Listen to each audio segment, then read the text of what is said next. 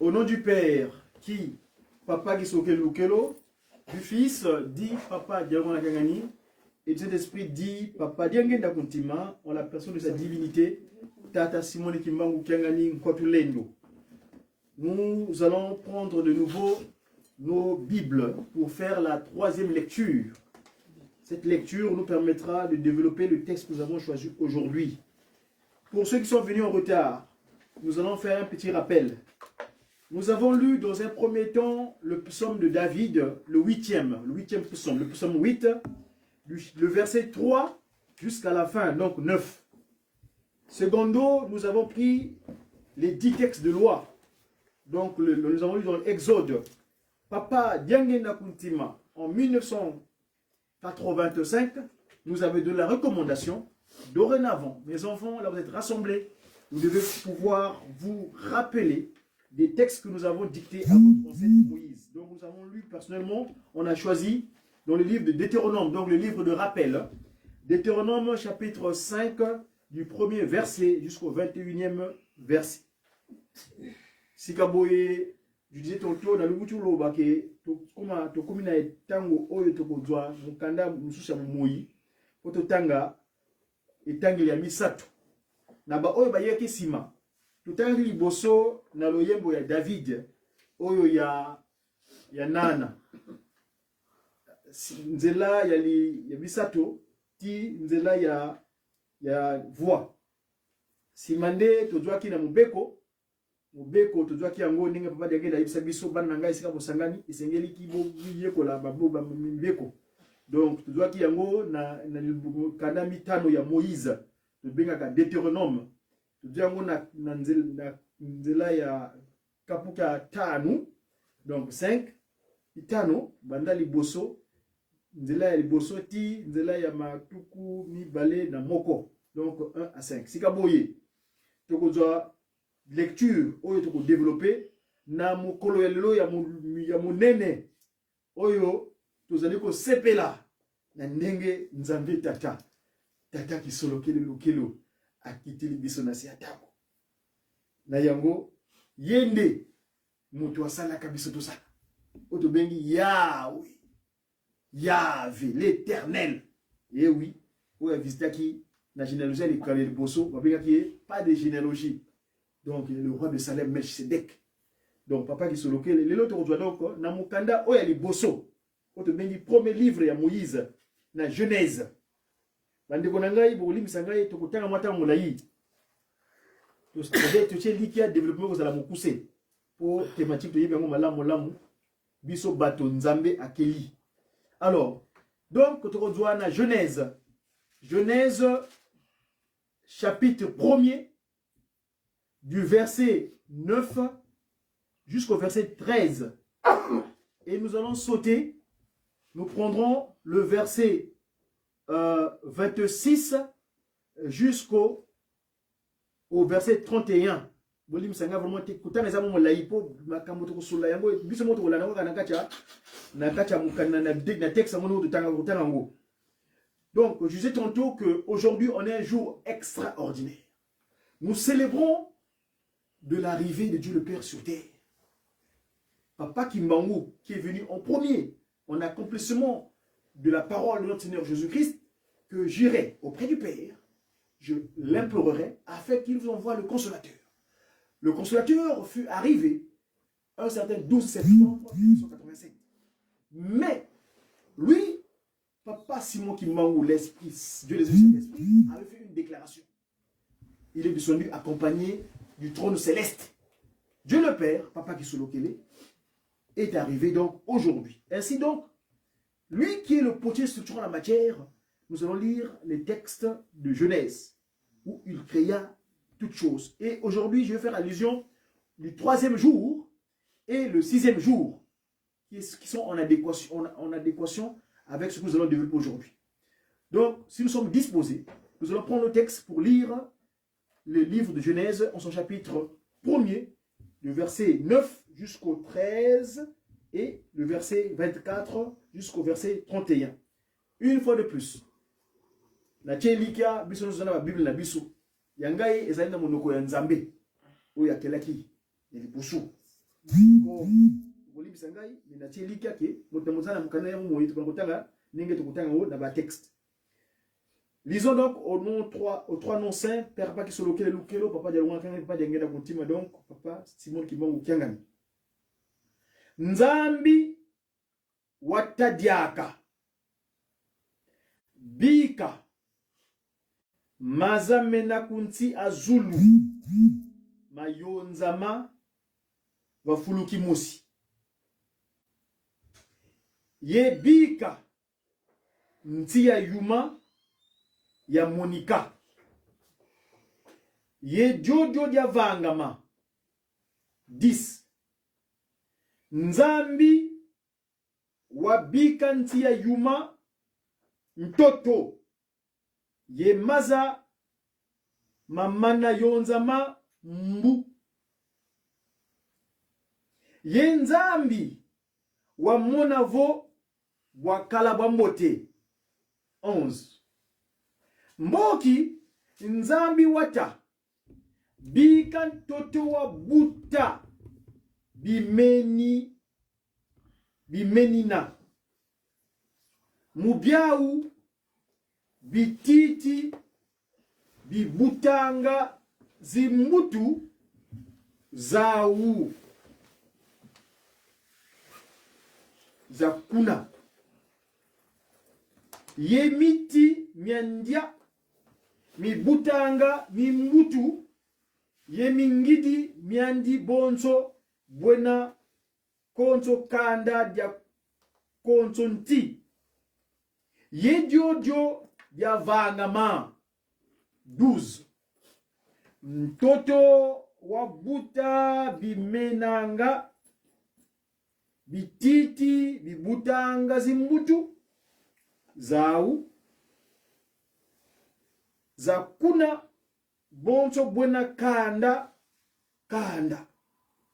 ye wabuta miti miandia miamakanda mampila mumpila mibutanga mimbutu mina mingidi evo yezi mbutu mukati Nzambi wa mona vo wakala wa mbote mpimpa ya bwa yekuma kwa kia yilumbu kia tatu kyokyo 24 verset 26 plutôt, bon, j'ai 26 non 24 c'est mieux. Nzambi watadiaka bikantoto wabuka bibulu bena moyo bonso bwenina makanda mau bibulu bya vata bibulu bya mfinda bya makanda mamo bya bike ye bya binene ye jojo bya vangama ibonso bo Nzambi kavangila bibulu bya mfinda bya makanda mampila mumpila bibulu bya vata bibulu bya bike ye Nzambi wa monavo wakala bwa mbote 26 Nzambi wata bika bwabu twavanga ba mtu. Vous lisez verset 26 du chapitre de Genèse 1. Mboki Nzambi wata bika bwabu twavanga bantu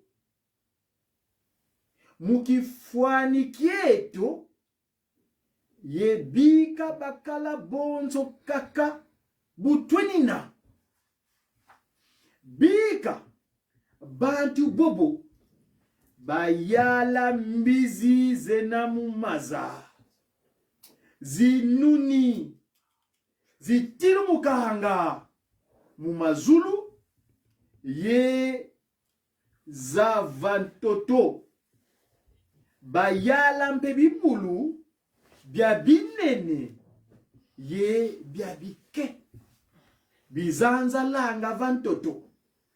27. Nzambi wavanga muntu mukifwani kya yandi kibeni. Yandi wavanga bakala ye nkento. Butiliaka. Sakumi ensamodia. Makumole ensamodia. 27.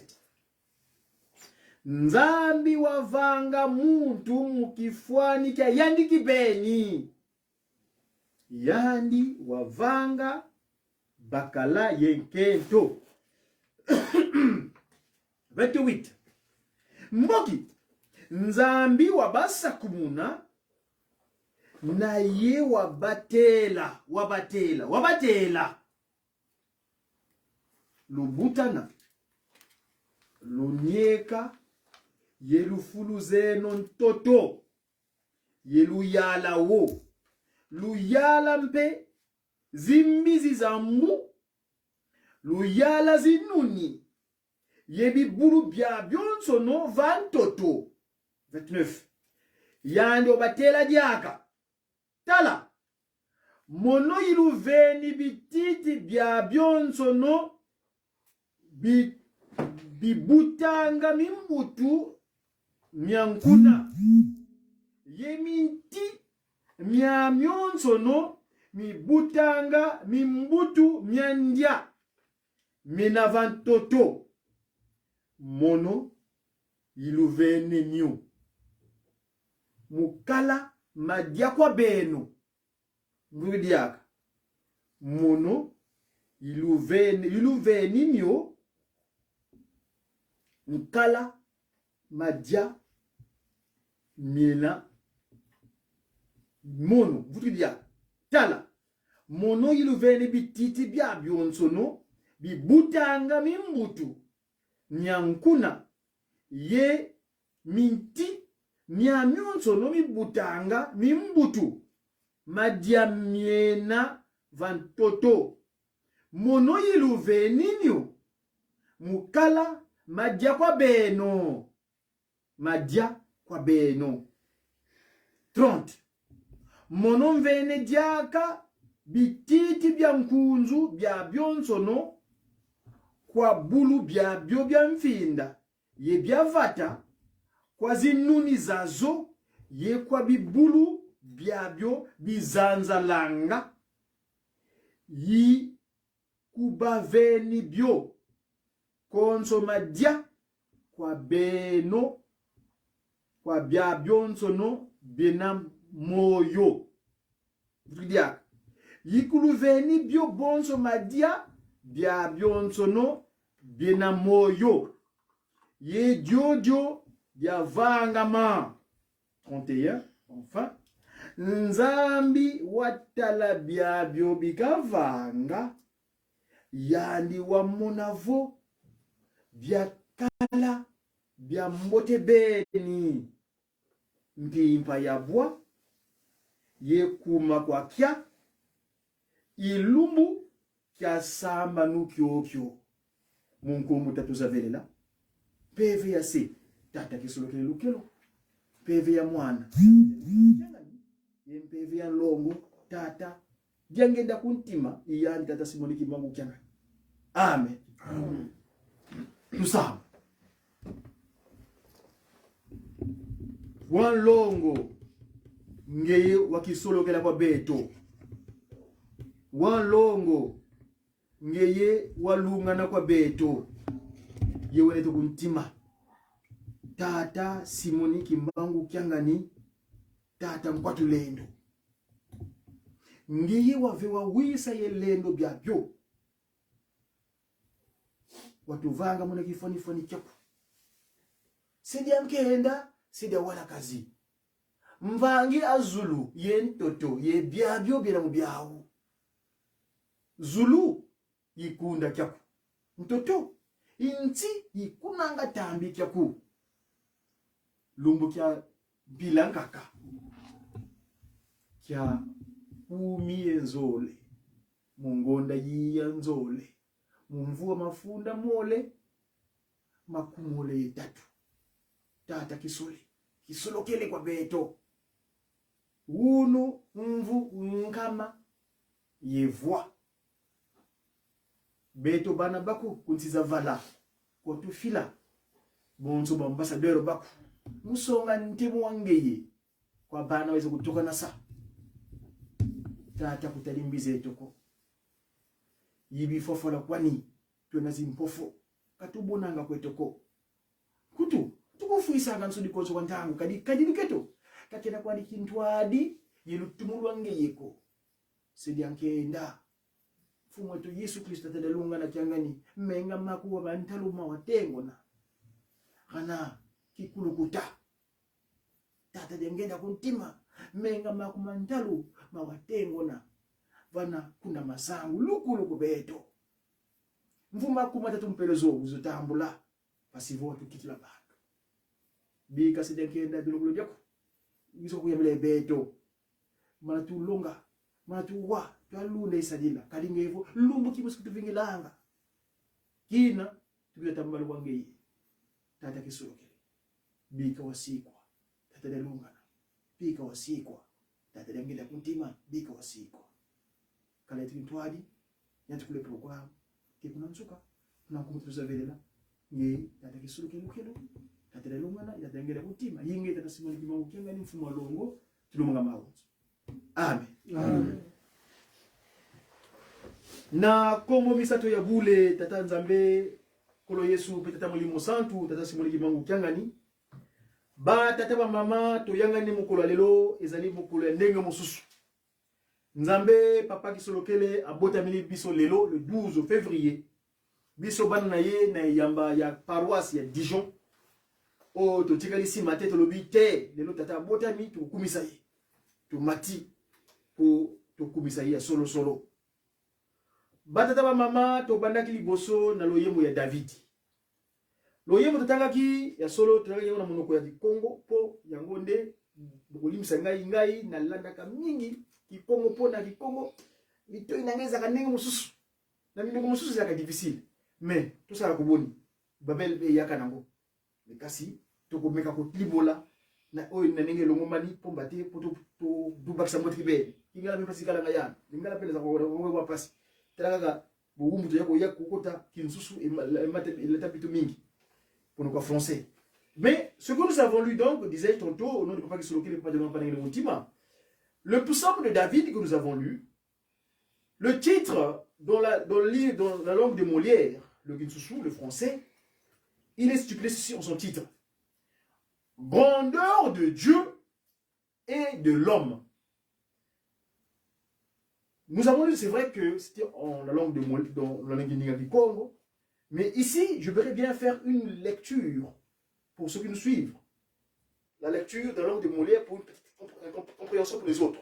Nous, la compréhension est bonne en Congo, mais pour les autres, par souci, nous allons peut-être leur développer cela. Qu'est-ce qu'il est stipulé? Nous avons dit ceci. C'était le verset 3 jusqu'à la fin, donc jusqu'au 9. Il est stipulé ceci.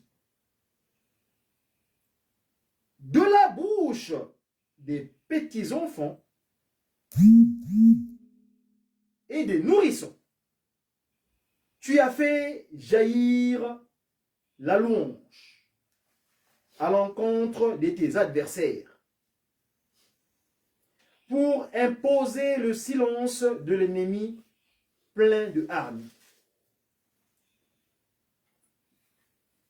Non, cette version-là n'est pas appropriée. S'il vous plaît, moi, de la version, c'était le psaume, on a dit, c'était le psaume 8. Oui, c'est bien ça. Le psaume 8, mais cette version, la grandeur, c'est indiqué verset long, vous voyez. Alors, donc, pour imposer le silence à tes ennemis plein de hargne. Et on continue. Quand je contemple, bon, c'était décalé en fait, hein, ça c'est dans la version là, c'était décalé entre les chiffres là. En fait, ça commence au 4 dans la version que j'ai ici, la langue française. Quand je contemple, oui, c'est ça qui a commencé comme ça du Congo. Quand je contemple le ciel que tes doigts ont façonné les étoiles et la lune que tes mains ont disposées. Je me dis, qu'est-ce que l'homme pour que tu en prennes soin? Et qu'est-ce qu'un être humain pour que tu t'intéresses à lui? Pourtant, tu l'as fait. Et de peu inférieur à Dieu. Donc l'homme. En Congo, ni la télé qui Congo qui ndinga kwa nyenga kasavu. Ah tata. Mungi Congo, ça dit que compréhension yenga ina kasavu. Boli bisangai bandeko, na ki Congo pour ngai ezali ki toko koleka. Hein? La ki Congo lobi boy.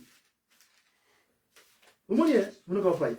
Awa nzambe papa ki solokele onge data David azolela. Fiuma fisidi nga wamvangila bonzo nzambi. Ngeyi wamvuika nkembo yenzitusu au verset 5. Donc ici c'est le verset 6. Ici, tu lui as donné de régner. Pourtant, tu l'as fait inférieur à Dieu. Donc, féticide. Et tu l'as couronné de gloire et d'honneur. Tu lui as donné de régner sur les œuvres de tes mains. C'est ce que nous avons doublé le texte tout à l'heure. Par rapport au texte que nous avons lu dans le Genèse. Tu as tout mis sous ses pieds,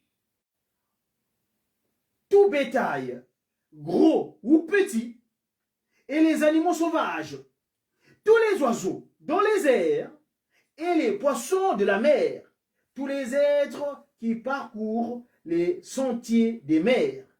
Éternel, notre Seigneur, que ta gloire est admirable sur toute la terre. C'est qui l'Éternel? C'est lui qui est né aujourd'hui. Nous avons suivi le tour de chant. Nos choristes nous ont évoqués. Noël, Alléluia, Hosanna ke likolo, kinyaya kili, tozala kikozela, lelo et que nous cherchons tant. Mais qu'est-ce qui s'est passé le 12 février 1914? Pourquoi Dieu le Père décide de venir sur terre? C'était un processus. Ezalaki loba. Bako on a vu ça yambo. Autre le bela awa. Tout à qui par rapport à biso bikila. Notre premier ancêtre, Nkaka Adam, dans la langue de Molière. Mais en Congo, il a un nom propre. Et ça, c'est le kimbongisme qu'il a révélé. Son nom propre était Nkaka Mbuki. Son nom propre. Si Adam peut dire comme son prénom, mais son nom approprié, convenable, c'était Mbuki. Pourquoi Mbuki? C'est un mot Congo. Tout cela se passe au Congo. Et ça se passe à l'endroit où Papa Diangenda Kuntima, le 22 mars, vient naître. À la place qu'on appelle communément la place du 3 février 1989. Parce que c'est là, pendant la période de 5 mois, est apparue la carte de l'Afrique. C'est très très symbolique. Et Adam fut créé là-bas. Je disais tantôt, notre ancêtre Nkakamboukila, Adam, a vu la malencontreuse chance, je dis bien non, c'est même pas une chance, malchance, de suivre les dires. Et quand cela s'est accompli, des thèses Moussika, c'est un peu à dire, longtemps à développer. Tant que ça m'a poussé. Pour la conférence, tant que ça Ujiki, tout le blâme n'est pas son ganzila à Salakakuna Nankamba. Pour dans 5 mois, le gardien, les 3 glorieux, papa qui sont locaux, avaient scellé le sort de l'humanité. C'est pendant la période de 5 mois où les 3 glorieux avaient tout scellé. Et donc, le premier ancêtre fut créé là-bas à la place du 3 février 1989. La carte de l'Afrique est apparue. s'est passé? Cette démarche de Dieu le Père pour qu'il vienne prendre corps, dont nous parlons ici, on a dit les thématiques de ce psaume, c'est grandeur de Dieu. On l'appelait d'ailleurs sa grandeur, papa qui soloke le chat. Ça c'est en français. Mais bête, vous avez vu, yandi impvc. Notre ancêtre Kakambuki commis la maladresse d'écouter son épouse, sa chère Ève. Maman Kenge, c'est son nom approprié. Ève, Eva Katou qui dit, on lui pose la question, parce qu'il était surpris de remarquer une créature semblable à lui, mais qui est un peu différent. Il dit, mais c'est qui? Lantima, Eva Katou qui dit, elle vient de là, Eva. Mais son nom approprié, c'est Kenge. Nous avons évoqué cela, nous allons le développer tout à l'heure. La maladresse provoqua des conséquences. Likama et yaka. Likama et yi ti to kimi. To kimi la wapi. To leki na nzela kendolo. Wana babonga mi ya kimbangisme. Pour ceux qui ne connaissent pas le kimbangisme, c'est effectivement cette nouvelle civilisation qui est descendue depuis le 6 avril 1921, date à laquelle le Saint-Esprit, Dieu le Saint-Esprit, Papa Simon Kimbangu Ier, qu'on appelle généralement l'homme de l'Iputa. Mais Yewanaka, c'est le même qui est aujourd'hui en Kamba. Il est actuellement, en ce moment où je vous parle, au Congo, France est. Donc, Banza Kimbangu. Il est là-bas aujourd'hui. Et donc, lui, c'est lui qui est descendu avec cette nouvelle manière de vécu des humains sur terre. Le kimbanguisme. Le 6 avril 1921,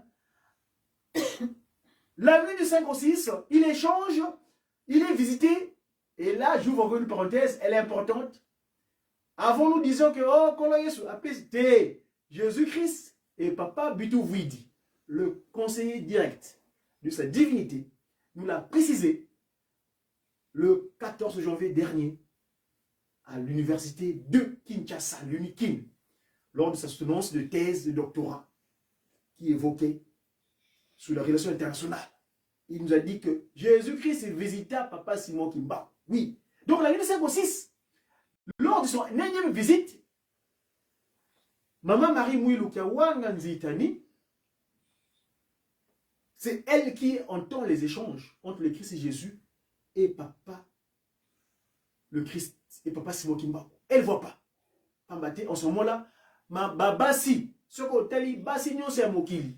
Band oyo bazalaki ko salila likambo nzambe, bazalaki na bango kolonga te. Banda likela mukaka kenge, yango mona ka bade na ba ya mususu ti lelo yo, eloko na salila kango. Ne ba bosali te, nzambe na mawana ye. Mwasi na ye. Oto bengi l'étoile, mwilu, l'étoile. Oya yokaki kiawanga. Nzitani, donc nzitusu. Oya pesi ma respect. Na butu wana, tanga zoka baloba échange wana kolo isina pasi mo Kimbangu.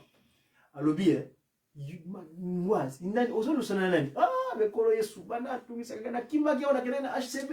Nako kusanda kuna metako na zongi. Azoka tlanaka na makamono. Ndima ngana ko pesi maboko. Nesika wana ba mama lelo na saka na sengo makasi na mama. Po fumolongo talobaki otumuli ba mama, otumuli ba tata ki tsedangi na kotima fumolongo. Otumuli fumolongo, otumuli ba mama. Donc isika mambo zwaki luzitu. Nzitani. Nzitani uti na nzitu su. Donc apesi mama respect. Yende ayo corriger erreur ya mama Nkenge. Lelo na tongo na yoki fumolongo. Na échange au bazakanango na tongo ya dimanche na bana na ye.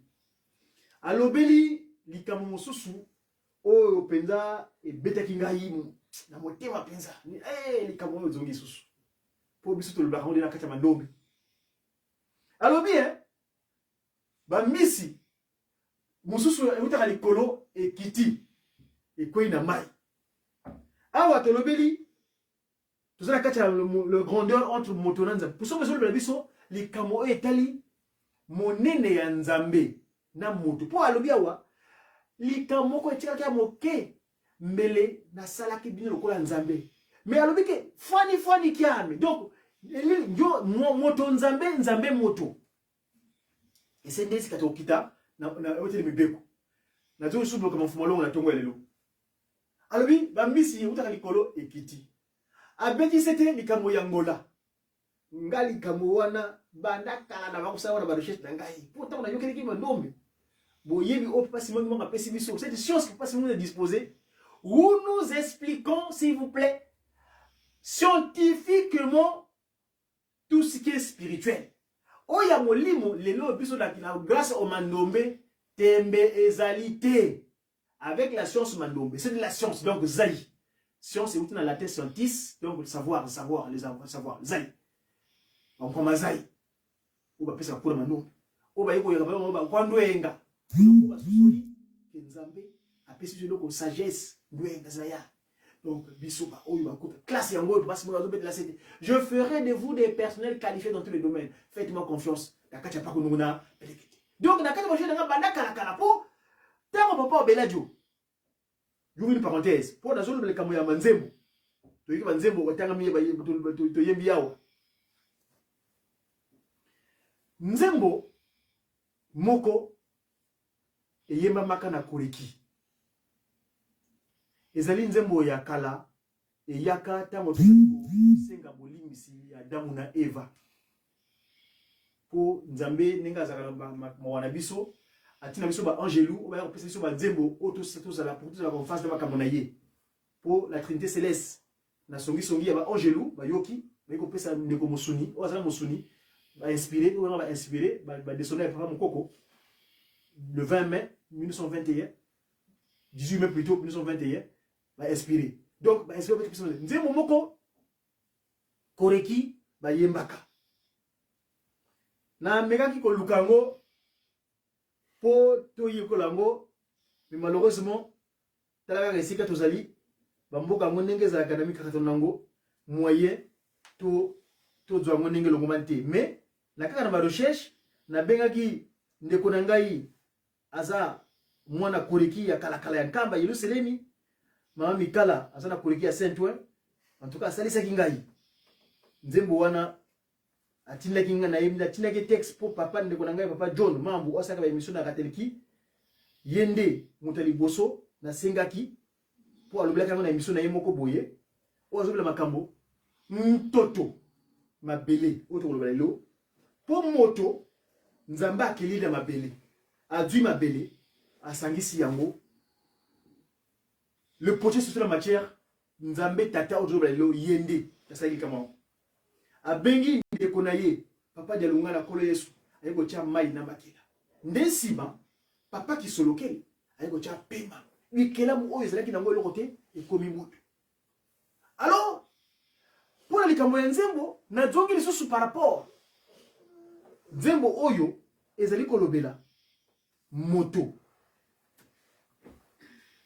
bokolim sangai boko yubotoko tia mwa litoi makasi po na seka ki ndeko na nga wana ayebela nga nzembo wana na audio po koreki tata fumakana prince nani wasangisi bana na yete bandeko na yete bana oyebela biso awande to yoka moke likambo ya nzembo to nakata na loyembo polim sagana zo mwata moke to landa bandeko na biso ya koreki bayebela biso nzembo oyo soki technique ko sa biso Peya bakalusi ngulu mukuma tia sumu dio mutangu seba sumuka monokia kivovela konga ya babela mulandila dio mulumbuki wabakaniki na mono peya kala ye ya wape Biabio biakala munzo ase bia sumuka yebima biabio twa kalambangi dina ngikaka tweti vingila biabio biakala munzo ase bia sumuka yebima biabio Twakalambangi dina ngekaka tweti vingila monompe ya bakalusi ngulu Mukuma tia sumu dio Muntangu seba sumuka Mono kia kivu vila konga ya babela Mula dila dio mulungu kiwa bakani kina mono pe ya kala ye ya wampe Bia dio bia kala munzo ase Bia sumuka ye bima bia dio Tua kalambangi dina Nge kaka tweti vingila Bia bio bia kalamunzo ase Bia sumuka ye bima bia bio Tua kalambangi dina Nge kaka tweti vingila Msungula mono toto mbangi ya tete mudia mbwedi Pasi zampila iyi tukalusingulu lolo Kia sala dia kabuna ya kalako Mono ya kala kwa longo Timbulu antete amoko manzambie Kia vanga kwa mesumuko Bukia babela kuyana tankanu Kia vanga kwa mesumuko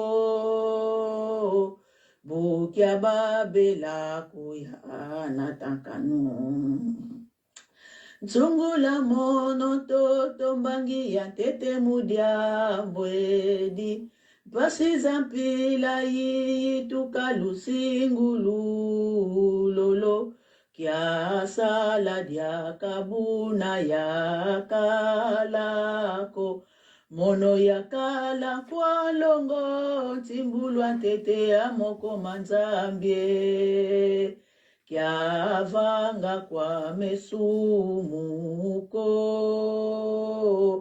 Bukia babela kuya natankanu.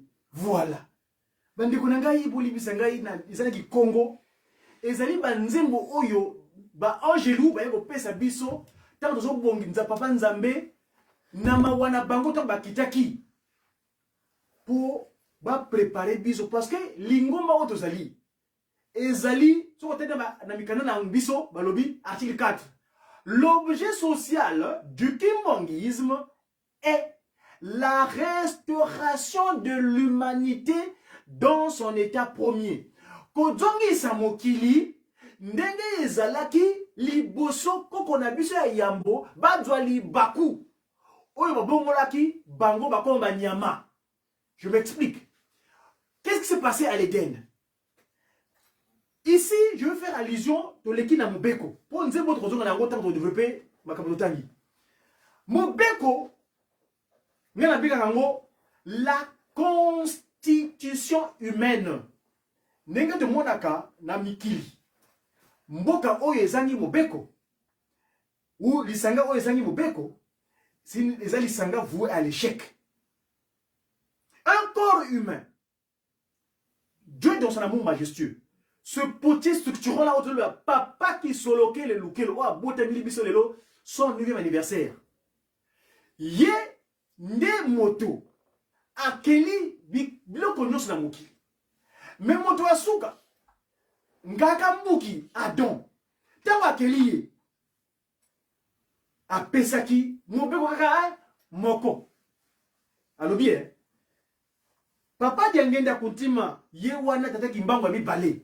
Alimoli biso makapona bino otaka lelo yo makamolo ko yeba ngote okeza ezali pété.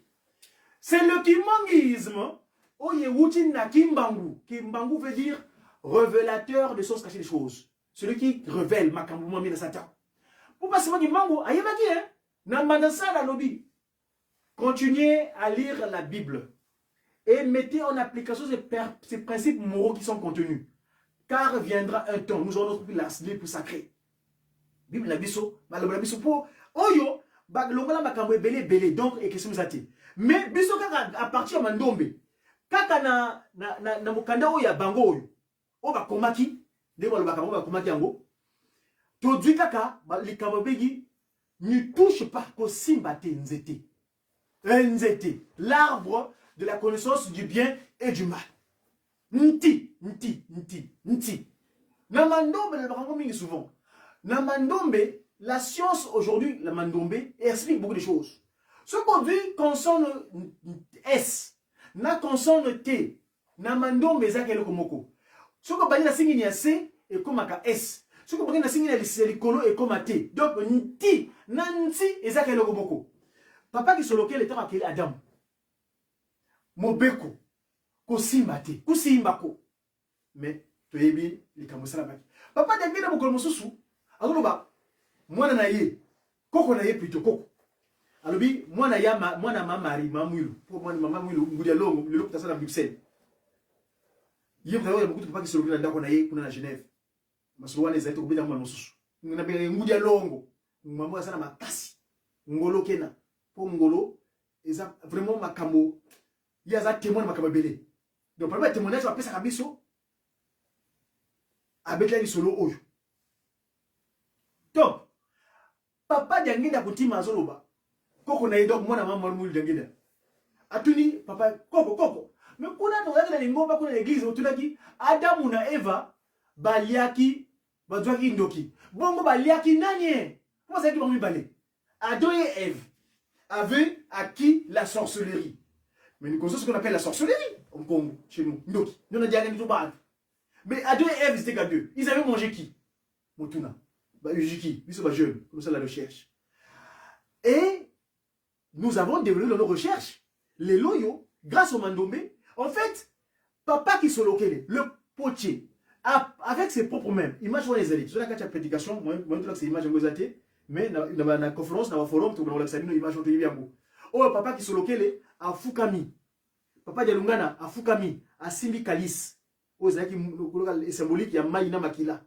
papa jangenda na posture na yeboye pour azoki la moto papa qui se locale na maboko na ye yango nde asali moto mais le ko la potier ou basaka ba poterie ba basaka lilingi ba statue de voilà tant qu'on bongisa quand tu arranges le reste de la main du sol là le corps d'Adam là yango nde akubakunda ki batiaki pembeni et bimisaki ko la sama ntoto donc il fallait monticule nzoka nde tango bazo pesa mobeko wana mutu le commandant en chef azali ko yoka ali po yeli kabalizani kuna na likolo atie ko beta c'était papa yo tu règnes là-haut moi je vais régner sur bas sous terre.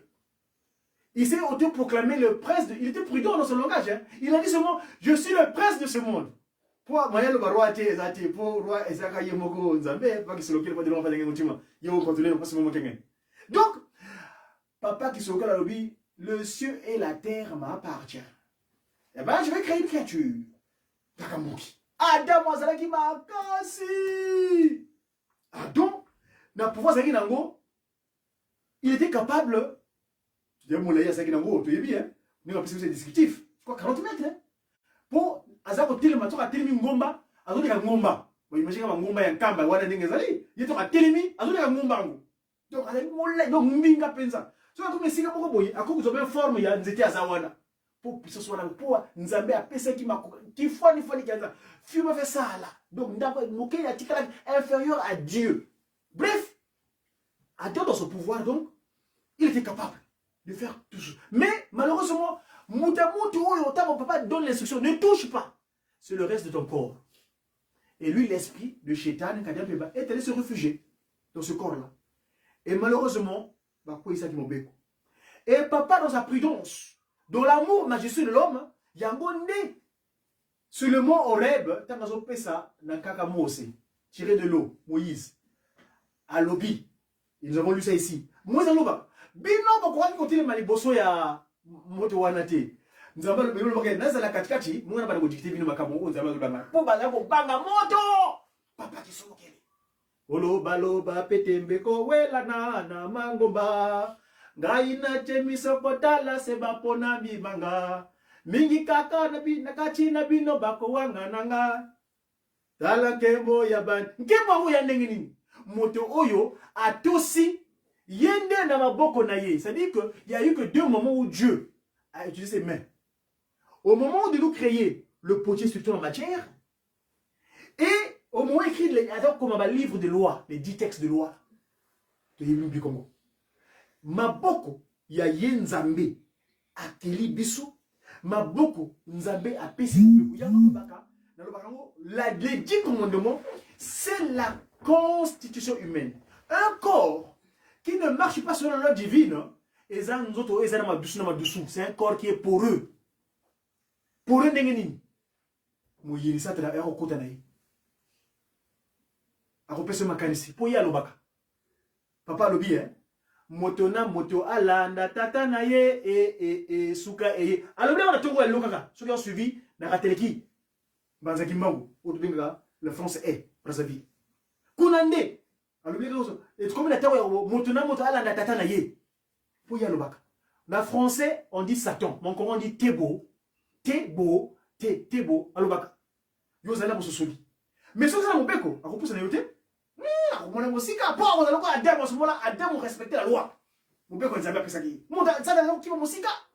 Bref, les loyo Mobeko ezali nzela oyo ezali ke biso tokotambola nango oyo tokoti na nzela mobeko wana ntango totambola moyini satana aza mosika na yo azokima kutu ne touchez pas attention c'est le passage qui passe parce que il est dans les 10 commandements et touchez pas attention c'est le plénipotentiel qui est là le plénipotentiel c'est-à-dire que ambassadeur bolingo bana bangai molingo ya ngonde fongola ya lola misala banananga misala yangwe pesaka motolo kumu bolingo bana bangai bolingo yangwe pesaka moto mayele iza thématique no bimba wana ko développer ngo mukolo mususu pour kaka na kaka nzembo wana makambo pele kaka mela kati donc mobeko yangonde esali moto asala mobeko moto atanga mobeko azali vraiment en liaison spirituelle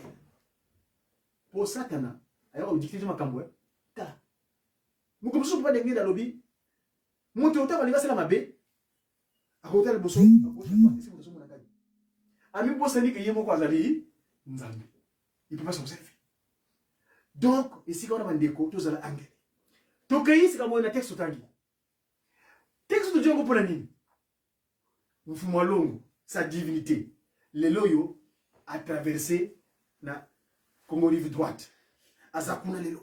Likamba kelini. Likambo ya kunzulu. Kolo na pe ko bokola. Pona nini ko bokola kolo na pe ko bokola. Na toki ndakisa mkolo mususu. Na kama na konofa na 5 pendant Kamba. Après avoir vécu 19 ans en Europe, na toki na 5 ans en Afrique, na kofa na 5 ans à Jérusalem. En tant que membre des médias, à l'équipe presqu'île, tout ça comme ça, na passe mo en tant que disciple na ye. Na on na kendo sika wala. Ndako na kendo na kitine ke ndako pa kisoloke na machingo mbele zo kitaboye na leki esika ndako pa mfama papa preso jangi na fana na kiti pa mbenza na ukitama ya sima na ukitaboye toko ezaki dimanche na koma boye na moni papa mfama banza ninga saka tourner ba chantier na koma boye zo pesa moto ba futiste en tout cas ba te ngai ba héritier coupe ça ko na bino no ba ka presse entre parenthèses il va volontaire faut pas que ce soit pour volontaire mais ba on va date oya asoja kanzoto Moussa Oussa la maïs, ma kona vraiment, ma futis, tata. En tout cas, héritage, penza. Bah, héritier, pour bazo lakisa, misala. Pour banzamba yé, c'est la bonne misala. Bah, mon sous, on a évité. Mais, pour pas que ma futis, chapeau. On fait bref. D'ailleurs, qui t'a boyé, pour benza, azo pesa, bah, mot. Kapela yewana, la caméra nangai, la qui costume, quoi, ya velours. Nous avons la tombe à Lili, n'a une excellente velours, pour la caméra de Vaki. Pour la mi-vakité. N'a comme on a Fukami. Papa azopesa mbote ale na pesa mbote ala joki na filmer mto na ibiti soki asala kinzote nini yepo ya azali nsonga nzila akaptika ndenge mo olona matana na kotina ngana mata musée puna kenda nkam na mbanza ngape na maliko la ngai kaka nzoka nde azwaki ngai na maliko filmer ye na keti ba riziere na senda filmer kama bashoche nyoso no wana nazo kama na pita kama ngamba bana mikolo deja mais neba misika wana te azo mimangai kaka nazo kende ale secondo si c'est riziere na dis-moi interview. Papa, allez, papa, tu bouilles comme ouais, tu y as mis le procédé quasiment à un niveau, à spécial bien. ezali le Congo masemeto batata batutela kuntwala kuna kwenda nanga siyiza mwana naibaka prononcer ya nanga c'est-à-dire esclave naibina mais tonalité est changée et le bien nanga siyiza donc il y a une différence entre nanga et nanga. Nanga c'est la crise. Oh crise ko ya. C'est-à-dire que le mot du Congo, il y a un nom besoin d'expliquer comment bien bien. Pour le nombre, le même mot qui a la même forme, même lettre, mais selon la prononciation, quand on a un nom besoin comme lecteur a voyé que non, awa zali, ezali nanga, il y a nanga, donc esclave ou nanga peut-être. Mais nanga wala pas mbeza yimsengai ezali ya esclave ya crise. Oh crise si yeza, crise ya ngoyo to vivre. Mokili. Ah bandi ko nangai. Tuzana conférence tango za moké. Mais kaka fumambanza lilo kaka na kata Yerusalemi. Tata songa nzila. Na tongo lilo kaka na carnaval ou basalaki parce que fait où il y a pas que sur les volontaires ba machina kamba. Bien baba songa nzila.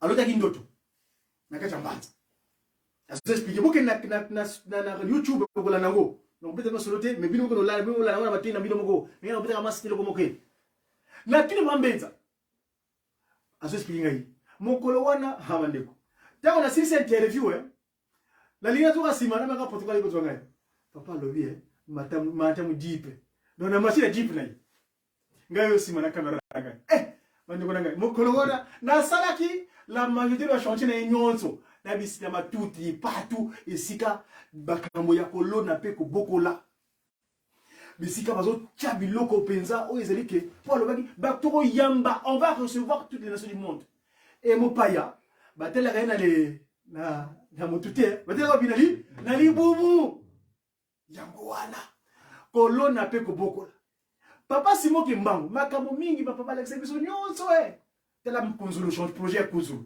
et quoi il y a léthargie mais bolingo ya nzambe alobi mabele ona pesibinu ntoto ya bumba ntoto beno bantu ntoto mabele oyo tozozongela agriculture au français ça vient du latin ager culture c'est-à-dire ager c'est-à-dire les champs culture des champs mais ça a du pouvoir. Mokosu pas d'engagement parce que intervient il est rimbasa. Alubika kusenga alubika makamusuka alula mais alubika osengi ministère de l'agriculture. Après ça ministère pour ministère de la finance alubika ministère de l'agriculture. Mais l'agriculture c'est la richesse. Papa Simon Kimbangu kiangali. Akena kunzulu. Azo si ba projet ya kunzulu. Alubi ba projet za bele na kinkewa. Na partout ba papa poni souci na ye moto. Tala. Nzembo wana na sengi na apaki ebise paroisse de Dijon to yembango mais na moni na kosenga na papa fumakanda baninga ngati kutoka suna mwanzemo ngopo papa mbenza ndoto alotaki lobi o abeti kisoto lelo la tongo na nkamba alobi na nkata nzembo wana ke mokili ekomi na makambo ya mabe penza ezo yeba esika kozala te na yango malamu de la local nzembo wana bandeko nanga bolim sanga vraiment eza conférence te mais c'est plus que jamais nécessaire pour fuma longo na bolingo na ye azola biso ezali ndoto ya pambenza tango akomi wana na ndoto yango bayiko bengisa parce que nous allons passer à la deuxième personnalité que nous... Excusez-moi, là nous allons afficher wana parce que c'est très important. Nzembo papa Mbenza oyo alingi la bête la c'était awa. Na tongo papa Mbenza na tolanda a expérience mindoto. Na ndoto yango bato basaka carnaval. Siko mutuka moko ya jeep. Et c'est la délégation wana. Wana ndoto le papa Mbenza. Akitina ya pousse 6 ozaka na mai ya sima wana. Jeep ngo ekiti alobi ezoki akuta na mbanza bapo basolo bazanga wana mete papa jipo ba moyeleka awo ezati po pont ya mai ya sima ezana mami kakatero moyeleka ezati ba botsuko batwasanga mutu wangu batuni siko nanga telaka makambo ba travaux na nkamba o bati pa Mbenza bako benga pa Mbenza yi taka komi wana ata la dit boye papa qui solokele papa jalungana papa dengenda afukami siko wa protocole o bazaka na yewana bamoni papa afukami asufukami nani nzoka ndeba mama mususu bazaka pemeni wana bazala kata kambe bayibi ngo makami bekote ba kitopele zilagite bambatia ningo babiso mbali bambatia sere wana tako bamoni bameza afukami amoni papa qui solokele papa jalungana papa dengenda mutima na kata voiture bakini baba ki somo wana allez papa basolina papa menzi na papa de longa na lobaki loba papa de ngena lobaki maloba papa ki sokela lobaki loba parmi maloba lobaki papa ki solokele a recommanda ki nzembo oyo to yoka nzembo ngata na zakina nkamba dernièrement en janvier wa tana mataki la fête ya biso ya banyama nombe papa nsonga nzila c'est comme bala mingi to yoka mwa moke papa ya apaki bokosala sangai eza nzembo ya apaki tokei to na moke parce que bandeko oyo maloba ya tongo yoka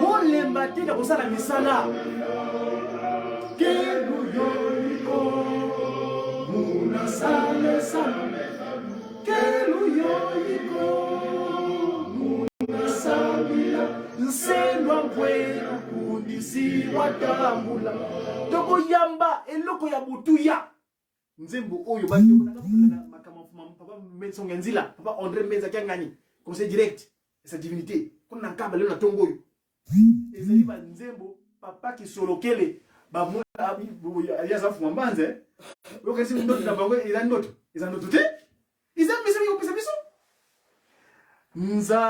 nza ina vumvula mu mavangu mambi tradition nzembo ezali bokotela wana na posa yo na ba compte na ngai nzembo wana elobi boy tout traduit mo moke poto la mwana compréhension kitoko nza yeti vumvula mu mavangu mambi. Le monde est dans la méconduite. Muna lembi zaya mpasi zikwiza munza po bayebite mapasi zali boyana liboso oluli kizawa nza yeti vumvula mu mavangu mambi mulembi zaya nzila mpuluzu baposa ni nzela ya kobinga kwa lobiko. À cause de l'ignorance, nous savons pas la voie du salut. Après le fait de dire Keluyo yiko muna sambila bolemba tena mabondeli Keluyo yiko muna salesa pona misala ya yuko kutoka Yerusalemu sendwa mpwenya nkundi si watambula lifuti ezali bandeko na kai tala musala na le dataki texte ya moto o nzambe tanga zokela bikelamu apesi autorité na moto tala ndenge to bungaki moyini satana na bizeli na ye Donc, le moment qui dans les réseaux sociaux, Marc écoute Marc, va commencer dans le laboratoire. Bilo Rolia, et commis dans l'étude, dans le laboratoire. Ils ont fait ça. Bilo Rolia, on a adéquation, nan zoto nzamba kelaki na mabele. Pour mabele oya kelaki eza mo simple. Nzembo tutangi ya ko yeba ya koleki wana. Mabele solo be. Monon toto ya kala mbangi ya ntete mudia mwedi. Sungula monon toto. Donc li baku yu ngana betisa pour ngama nazaki témoin. Ta nzamba azokela. Azoto ngai mabele. Asali moto. Mais le kola tango likabo adamu azo liya mabele nanga mabele yango. Pour ça, tu as dit que tu as dit reste ya do wana. Na pekisa ki bangote. Et comment nanga yi passe ma belepe et singwa. Ntoto wa singwa. Ya monze moto yima ki akoleki oyo. Moni. Donc ma bele comment il corrompu. Mais nzambe na bolimone ya lobi ma bele yango na ko pambola ngo. Papa ki solokele. Ngai thématique nanga lelo yo kolona pe ko bokola. Pona nini kolona pe ko bokola. Nzambe tata lobi moi qui solokele. Quand j'irai m'asseoir sur ma chaise longue en Kamba, tout le monde viendra recevoir les lois auprès de moi par qui sont aujourd'hui, il y en a pas si longtemps. Il va chanter, il y a pour aller, tout y a biloko ya bio. Tala bimbe vous vivez dans le poto. Nous autres, ya moto, tu vas pour Afrique, tu vas au Conde, mais tu lis à ton monnaie, quand tu passes pas. Pour produits chimiques et tout le monde est dans liaka. Nzambe na susi na ye alobi to zongela mabele oya oyo ngai na kelaki to lo na pe ko bokola mais des produits biologiques oyo mona na magasin oyo na magasin où vous trouverez que tout ce qui est issu de l'agriculture politique et c'est mon tuya bakas ça coûte cher mais oyo zeli na laboratoire so takala ba laboratoire ba pe moko ba yaourt moko boye ndenge no kolia lisango na ba kaka lilala muma ezate oh bandeko lilala mwesaka muma bon ça y est peut-être ngini biloko ya laboratoire.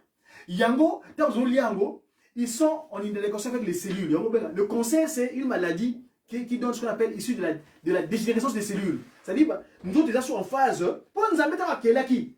Alors, qui n'a Adam, belé oyo na pesibino. Botoni sango. Bosali lango. Biloko matiti wana, bosali lango. Biso skoyo, to bosali ma belé wana. To belé ko zo ay modele. Utaka boka papaya.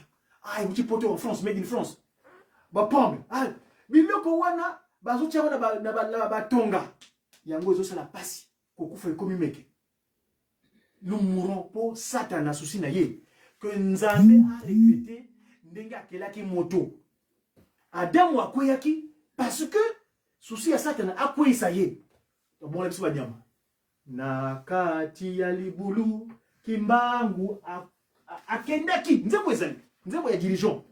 Na kati ya libulu kimbangu akitaki koluka ngai mikuwa ya pamba moyindo sepela etumbu yango kimbangu ayeli kolakisa ete yo ekelamu yakani moto mwindo sepela kumisa mokonzi kimbangu elombe molobeli ya buyo ya bule.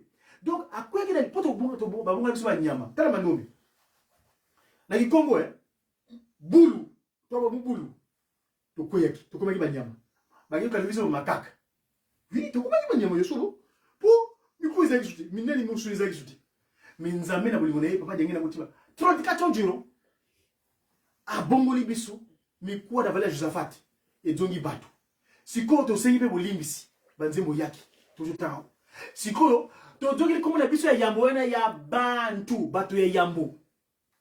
Et ndombe o asenga mingi. Si on bengi biso noir, na monoko na bango, mais noir ça veut dire négritude, je ne peux pas valeur. C'est fini. Pendant le 24 décembre barango, on n'est plus de noirs. Ngaza su noir était, naza ndombe. Ndombe uti na verbe ndombele. O asenga mingi. Donc bandeko na ngai lelo yo mukolelo, na zongi po papa ki soloka bota mi lelo, ayaki na sa tango. Mbotama ya sika ya tata ki solokele, ayaki pona ko bikisa biso. Kobik sa mweza kina processus molai. Ne parmi ba témoin ya makambo wana, ye azo assisté papa na yeba ki papa dengenda kutima. Na ko ba détailler par rapport ya papa ki soloke. Po na muneta ba yena sa tango azaki victime ya makambo belé. Mwana seto ba européen ou ba utaki ba yeba ki droit de l'homme. Déclaration universelle de l'homme est signée en 1889. Il y a moins de 7 ans, parce que ça, c'est dans le tribunal militaire. Accueilli, Boum. Kunande, avec ma caméra belé. Tant que les Sili m'ont abusé, tant que les Sili, mais les Mokomosto de Lepango, ma caméra de parce que il a eu une postérité. La postérité agarienne et la postérité saraïque. Pour pas qu'ils soient la saraïque ami d'Abraham. Oui, Abraham, c'est-à-dire, oh, c'est là qu'il y a Abraham, non, le Makambo est Kala, le Makambo est Sika. Makambo est là qu'il y a Abraham, il y a mon nez, et ce qui est là, il y a un moko. Oh, il faut qu'il y ait la postérité saraïque, la postérité agarienne. Il y a Makambo, il y a le boté Abraham, Sarah, na Agar, oh, boté qui bote. Il y a mon nez, il y a un sous na mkate dans les keko tozali. Donc, bandi konangai, nzambe tata bota milibiso.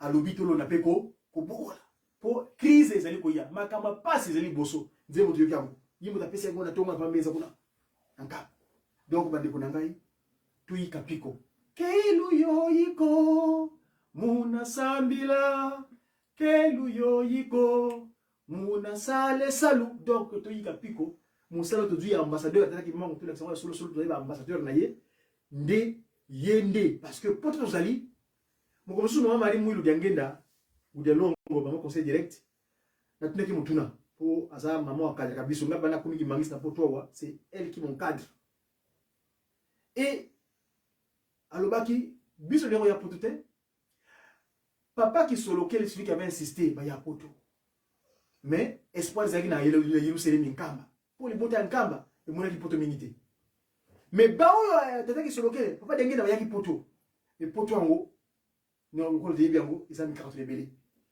Et lui-même, papa qui sont venu vivre ici avec nous. Oui, papa qui sont l'a fait ici. Lingoba, c'est lui. Nous avons le devoir. Et c'est lui qui avait dit, Ngaïté, Bayina ke bikana na boala yai, Bayina ke sala, qui salou ya tata mou. Donc, comme vous avez là, tata ki solo kele, tata longa, tata ngela motima, tata si bon kenga tout le monde. Amen. Tout est tout bon. Prions Dieu. Au nom du Père, Papa qui s'occupe de l'eau, du Fils, Papa de l'Angani, cet esprit, Papa de l'Angani, et toi glorieux en sa divinité, Papa de l'Angani. Notre Père qui es aux cieux, que ton règne vienne, que ta volonté serait sur la terre comme au ciel. Donne-nous aujourd'hui notre Père quotidien. Pardonne nos offenses comme nous pardonnons à ceux de notre offensés. Et ne nous sois pas la tentation, mais plutôt délivre du mal, car c'est toi qui appartient dans tous les règnes. Le règne, la puissance et la gloire, pour des siècles et des siècles. Au nom du Père, Papa qui s'occupe de l'eau, du Fils, Papa de l'Angani, et de cet esprit, Papa de l'Otima, et toi glorieux en sa divinité, Papa Simon Kangani. Amen. Amen.